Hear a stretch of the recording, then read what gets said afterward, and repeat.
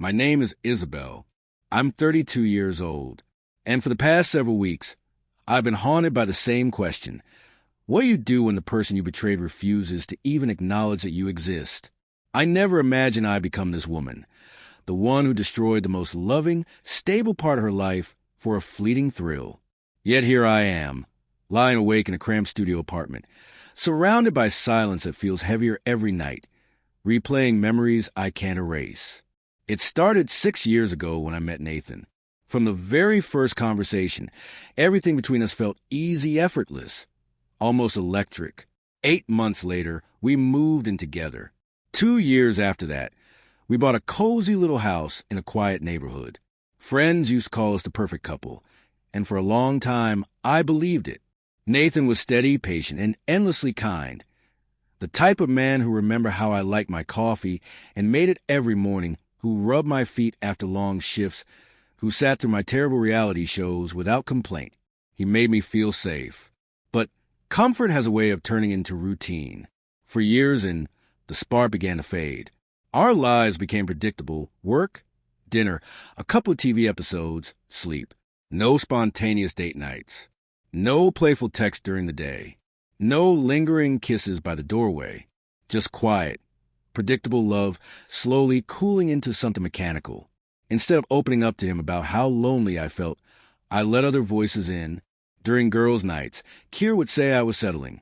"You're still young, Izzy. Don't waste your best years being bored." Lana, who treated relationships like seasonal trends, would add, "If he's not making you feel wanted, someone else will." And then Dylan appeared. He was new at the office. Sharp suits, confident smile, that kind of easy charm that pulls you in before you realize it's happening. It began as harmless small talk, then turned into text messages about work, then music, then childhood memories.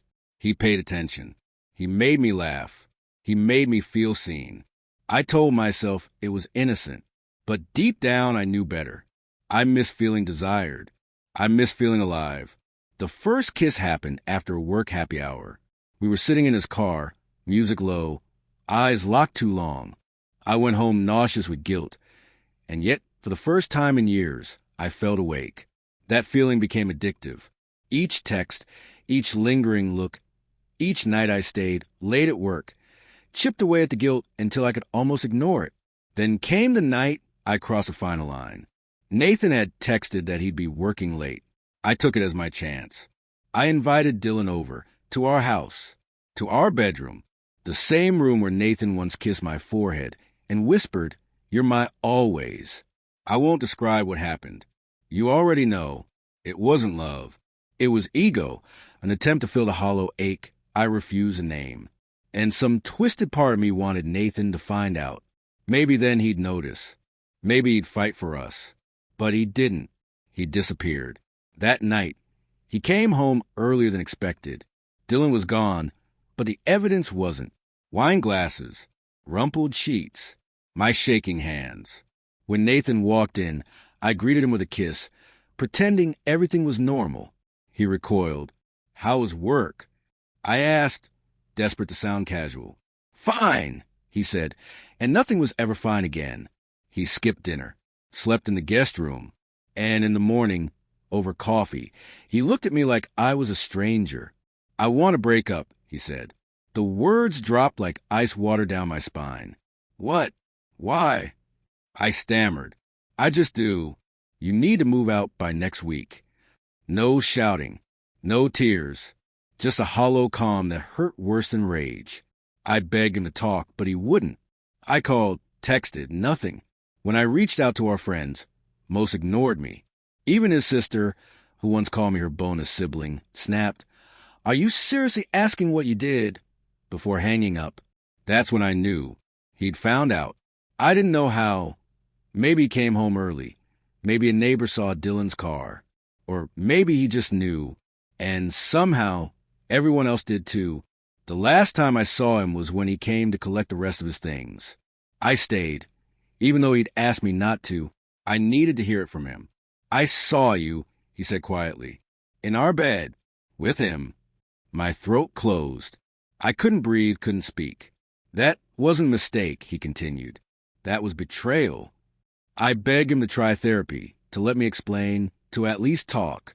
You didn't talk to me when you were unhappy, he said. You just replaced me. And now I'm done. Then he walked out. 6 years, gone in an instant.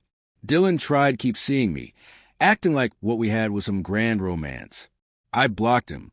Kira let me crash at her place for a few weeks. When I finally told her everything, even she flinched. You brought him into your house? She whispered. Jesus, Izzy. Eventually, I found a cheap studio apartment with peeling paint and paper-thin walls. A new job that paid less, but at least no one there knew who I was or what I'd done. Nathan, I heard, is doing well. He got promoted. He's seeing someone new.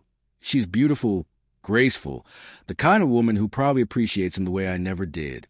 Sometimes, late at night, I think about texting him, just to say I'm sorry one more time. But I don't. He doesn't owe me forgiveness or closure. I lost Nathan. I lost our home. I lost the future we built. All for a fleeting moment of attention from someone who never really knew me. The worst part isn't the loneliness. It's knowing I did this to myself.